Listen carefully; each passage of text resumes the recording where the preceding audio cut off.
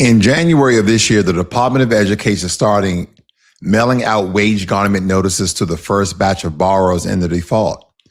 Then on January of this year, again, before a single paycheck actually got hit, they hit pause on involuntary collection as right now, late August, the pause is still holding. They haven't announced a restart date just yet. So you might be thinking, okay, so we're fine, right? They're not going to start until probably next year. We are not fine. The Department of Education, together with the Treasury, has signaled its plans to resume administrative wage garnishment on defaulted federal student loans this fall. And some of you guys are thinking, as we get closer to September, that next month we get into the holiday season with October and Halloween and November and Thanksgiving. Then we have Christmas and New Year's. But at the same time, the SAVE plan, the repayment plan with the most generous, most affordable formula, the one about 7 million borrowers we're counting on, is being wound down early because of a court settlement well before its original 2028 expiration. The most affordable plan is disappearing and the garnishment machine is being warmed right back up. That's not relief. This is a countdown, ladies and gentlemen. We're all part of it, especially if you have student loans.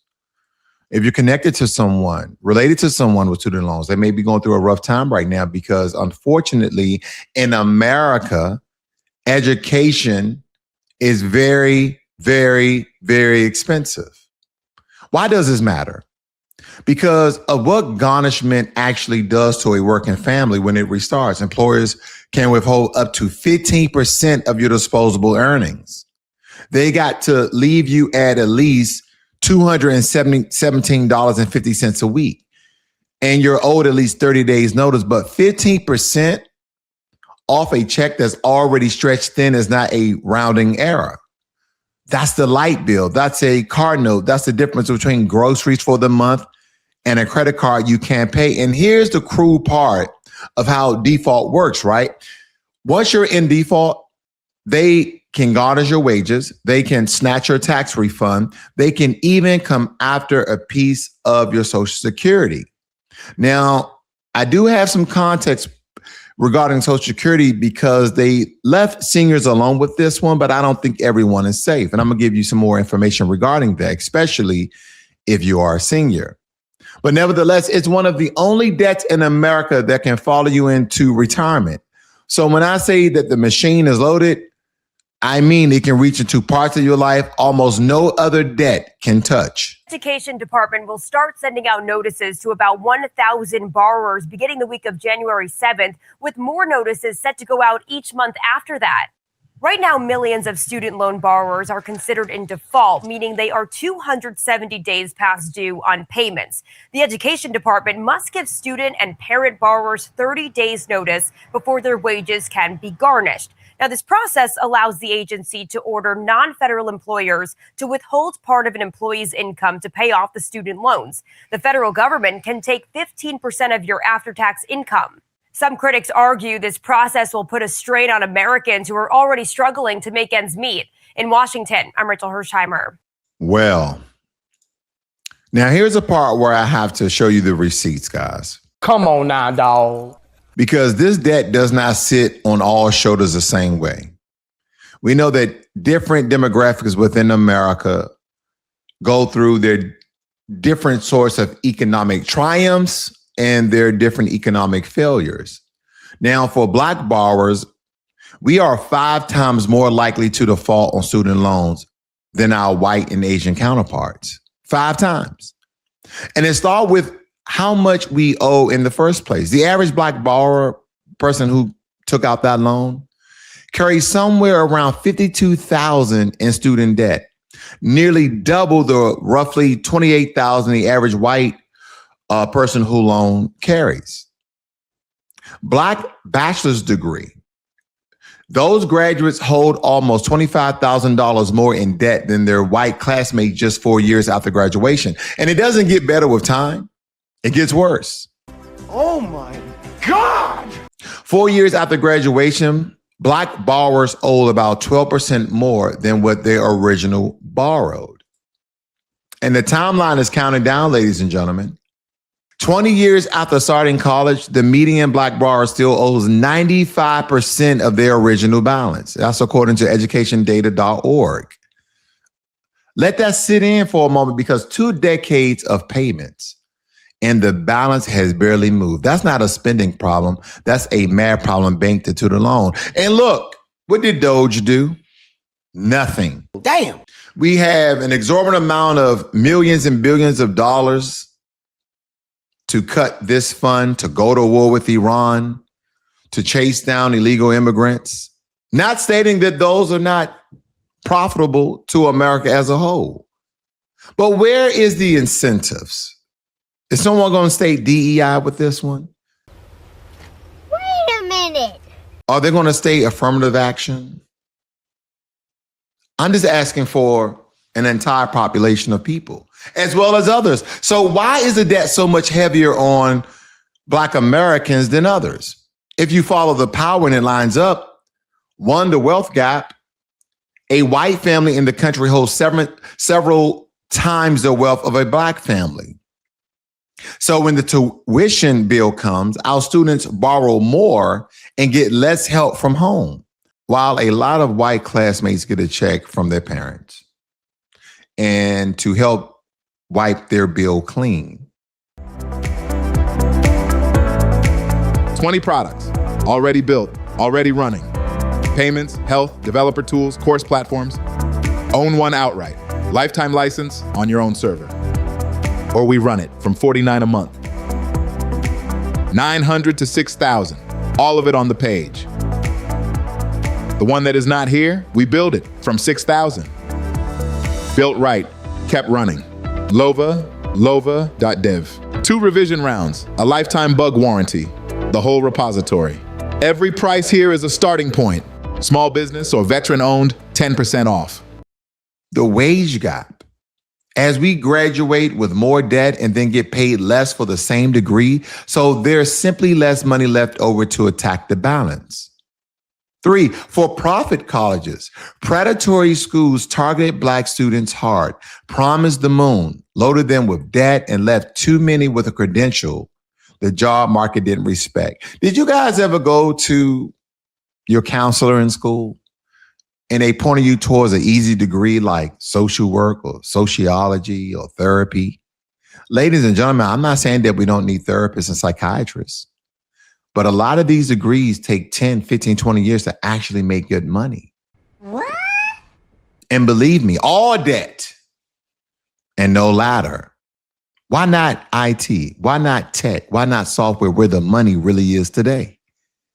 You need to be pushing, kicking.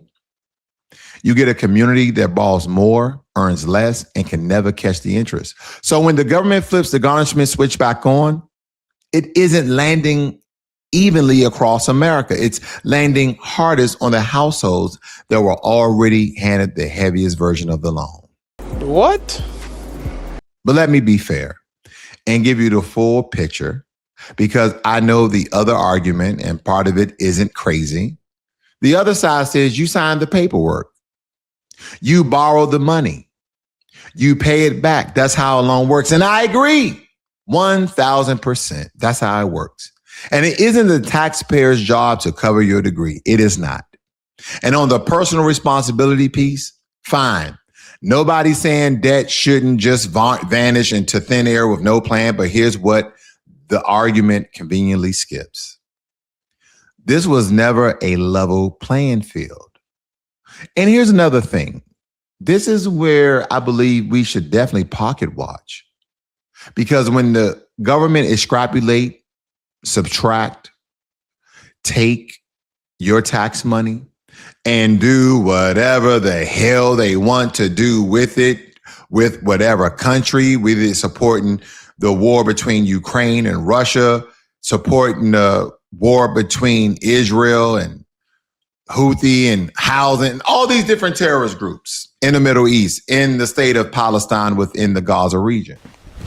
Emotional damage. No matter what you think about those conflicts and wars and battles, American dollars are being spent by the billions to support it. without your say-so, without your contribution, without your agreement. It doesn't matter. When one group borrows twice as much, earns less on the same diploma, and gets steered towards predatory schools, just pay it back isn't a neutral rule, especially with all the slush funds in Washington. It's a rule that quietly punishes the people that live in the same system already titled against it. And here's, here's what's confirmed versions was still up in the air. So nobody can accuse us of hyping it. This was confirmed. Garnishment can take up to 15% of a check. The SAVE plan has been predominantly kind of wound down, like they're trying to really, take that back, so to speak. See, I'm not telling you don't go to school. I'm not telling you don't pay your debts. I'm telling you to see the tribe clearly so it can't spring on you in the dark. Because, folks, a lot of people about to get garnished this fall. And you guys are not deadbeats. You guys are not sitting on yachts. A lot of you guys are nurses and teachers, bus drivers. They're women and men who did everything right and still can't outrun the interest. Combined? Yes. That's where we are. That's what they will tell you. But here's an update, as I promised you guys, that I really think you guys need to listen in on, because this may pertains to you. Sanders this week just introduced a new bill in Congress that would prohibit the Department of Education from garnishing Social Security checks of seniors who have defaulted on their federal student loans. This is a big deal because collection activity is resuming on federal student loans very soon. In fact, we've already heard it's restarted on defaulted HEAL loans and defaulted FFEL loans, and defaulted direct loans are coming soon. It's also very concerning because it's estimated up to 450,000 people collecting Social Security are at risk of garnishment because of defaulted student loans. And this new bill, introduced by Bernie Sanders and co-sponsored by Elizabeth Warren, is designed to prohibit the Department of Education from even touching it. It would also prohibit Social Security disability insurance and everything related to that as well, because right now they are allowed to take 15% of your Social Security check as long as you still have a $750 floor that you are getting, which is pretty low. So let me know your thoughts. This is a proposed bill. It was just introduced in the Senate. And of course, there are no floor votes scheduled for it yet. So basically, when they beat you down, they kick you down. And out of all things, they keep you down. Like he stated, 15% of a check. Why? The SAVE plan, right? They talk about winding that down. And again, Black people who borrow this money at 5 times the rate of white borrowers. And don't get me wrong, ladies and gentlemen, there's Hispanic, there's Asian, there's white borrowers that are going through some of the same things, but this affects our community more so than others. But nevertheless, it's still up in the air. The exact date that the garnishment machine turns back on, we don't know. They're saying this fall, it's August. So we're looking, September, October, that's fall, right? But a civil rights coalition led by the NAACP and the American Federation of Teachers is fighting to halt it entirely. Damn! They have already forced at least one pause this year, which was a good thing. So this is not settled. It is contested, and contested means there's still time to move. But here's the thing. The federal government going to get that money. And my thing is, if you have a certain amount of your paycheck that you could potentially start paying, I would do that, because here's my honest take. There's something backwards about a country that will tell a young Black kid education is the way out. Push us to sign for loans to chase that American dream. The American dream is dead. Pay us less on the other side. And then when the math they built doesn't add up, reach into your paychecks and take a cut by force. Good old red, white, and blue. We were told the diploma was the ladder. Education is the key. Oh my God! For too many of us, it turned into a leash, and I want to be very careful here, because I'm not telling you don't go to school, because I went quite a bit of lot with multiple certifications and multiple degrees. I'm not telling you don't go to school. I'm not telling you don't pay your debt, because you're going to have to pay your debt. I'm telling you to see the trap clearly So it can't just spring on you in the dark, because the folks that are about to get garnished this fall are not deadbeats sitting on the yachts. They're those nurses. They're the plumbers. They're the electricians. They're in business. They're all over in different industries. They're the men and women who did everything right and still can't outrun the interests.